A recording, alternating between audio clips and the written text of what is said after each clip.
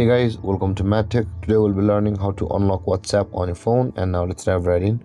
Now to unlock WhatsApp app itself on the phone, first open up your WhatsApp, and on this interface at the top right corner you can see there is the three dotted icon. After you open the WhatsApp, tap on it, and on this drop down menu tap on settings and tap on the privacy option available for us just below the account, and over here scroll down until you can find the app lock option, which is just above the chat lock. Tap on that app lock option available for us, and over here guys, in order to turn off your app lock or unlock your WhatsApp, you can see there is the unlock with biometric option available for us.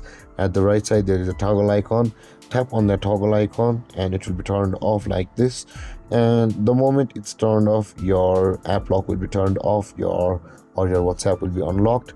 And with that being said guys, this is how to unlock WhatsApp on your phone.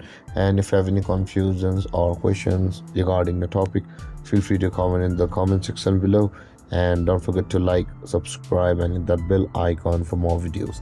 Thank you for watching guys. Peace.